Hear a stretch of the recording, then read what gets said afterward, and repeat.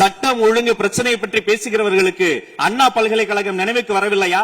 அண்ணா நகரில் பெத்த பிள்ளைக்கு கொடுமை நடந்ததற்கு கம்ப்ளைண்ட் கொடுக்க வந்த அப்பா அம்மா மீதை அடித்து துன்புறுத்தியது நினைவுக்கு வரவில்லையா? யார் அந்த மேலிடம் என்று கேட்பவர்களுக்கு யார் அந்த சார் என்பது நினைவுக்கு வரவில்லையா என்பதை உங்கள் மூலமாக நான் கேட்டுக்கொள்கிறேன். இடையில் ஆங்கிலத்தில் ஒரு விஷயம் சொன்னார், to remain silent. I want to quote Walter. I may not agree with what you are saying, but I am ready to give my life to defend your right to say it. எதிர்க்கட்சிகளினுடைய கருத்துகளையும் அரவணைக்கக்கூடிய மாமனிதர் இந்த மன்றத்தில் முதல்வராக உட்கார்ந்து கொண்டிருக்கிறார். ஆக்கப்பூர்வமான விமர்சனங்களை சொல்வீர்கள் என்று பார்த்தால் திரும்ப அரசியல் விமர்சனங்களை மட்டுமே சொல்லிக் கொண்டிருக்கிறீர்கள். இந்த சோஃபா கதையை எண்ணிக்கை விட போகிறார்கள். எங்கள் தலைவர் சினிமாவை விட்டாலும் அவர்கள் அட்லி என்கிறார்கள், புஷ்பா என்கிறார்கள், ஜுராசிக் பார்க் என்பார்கள் போல் இருக்கிறது. நான் ஒன்று சொல்லிக் கொள்கிறேன், அந்த சோஃபா அவர்கள் வாங்கியது, அவர்களினுடைய வசதி கருத்து வாங்கியது. மதிப்பிற்குரிய அண்ணன்களை நீங்கள் சிறுமைப்படுத்தக் கூடாது.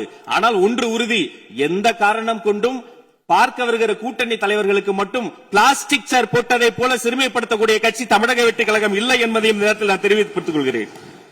சிங்க பெண்களை குறித்து அன்றே விரிவாக தெளிவாக அழகாக நான் கூறிவிட்டேன். சிங்க பெண்கள் இந்த நாட்டினுடைய தமிழ்நாடு அரசினுடைய பொக்கிஷம். அவர்களை குறித்து மீண்டும் மீண்டும் இப்படி சிறுமைப்படுத்தி பேசியதற்காக மாண்புமிகு பேரவைத் தலைவர்கள் அதை கண்டிக்க வேண்டும். சிங்க பெண்களை குறித்து இனி யாராவது தவறாக பேசினால் அதை அனுமதிக்க கூடாது. இப்படி தவறாக பேசியதற்காக அவர்கள் மன்னிப்பு கேட்க வேண்டும் என்று தமிழக வெற்றி கழகத்தினுடைய அரசு சார்பில் கேட்டுக்கொள்கிறேன். வாக்குறுதிகளை பற்றியெல்லாம் பேசினார்கள். பொதுவாக வாக்குறுதிகள் சர்வதேச அளவில் பொலிட்டிக்கல் பினாமினல் எப்படி உருவாகிறது? ஒரு பிரச்சனை, அந்த பிரச்சனைக்கான ஒரு சொல்யூஷன்ஸ், அதை எந்த பொலிட்டிக்கல் இன்டர்ஃபரன்ஸ் இல்லாமல் செயல்படுத்தக்கூடிய ஒரு செயல்முறை, பின்பு வரக்கூடிய அந்த வெற்றியை ரோடு போடுவோம் என்று சொல்லி ரோடு போட்டதை காண்பித்து எக்ஸிபிட் செய்து அவர்கள் முன்னோக்கி செல்வார்கள். ஆனா இங்க பொறுத்த வரைக்கும் நாம தமிழ்நாட்டில் இதுவரைக்கும் ஆண்டவர்கள் பிரச்சனையை ஐடென்டிஃபை பண்ணி சொல்லவே மாட்டாங்க. ஏன் தெரியுமா? அந்த பிரச்சனையே அவங்கதான், அவங்களே அவங்களை ஐடென்டிஃபை பண்ணி எப்படி சொல்ல முடியும்? சரி, அதுக்கு பாசிபிள் சொல்யூஷன் சொல்லி பொலிட்டிக்கல் இன்டர்ஃபரன்ஸ் இல்லாம அதை செயல்படுத்த முடியுமா? ஒரு முனிசிபல் கவுன்சிலர் தொடங்கி மாண்புமிகு அமைச்சரினுடைய வீட்டில் இருக்கிறவர்கள் வரைக்கும் கமிஷன் மீது கமிஷன் அடித்து அந்த ப்ராஜெக்டே முடியாது. கடைசி எதை விளம்பரம் செய்வது? அந்த திட்டத்தினுடைய வெற்றியையா எதை விளம்பரம் செய்வது என்றே தெரியாமல் தங்கள் தலைவரை, அதுவும் ஒரு குடும்பத்தை மட்டுமே வெறித்தனமாக விளம்பரம் செய்து செய்தி விளம்பரத்துறையின் கஜானாவை துடைத்து வைத்து சென்றிருக்கிறார்கள் என்பதையும் இந்த மாவட்டத்துக்கு தெரியப்படுத்த நான் கடமைப்பட்டிருக்கிறேன்.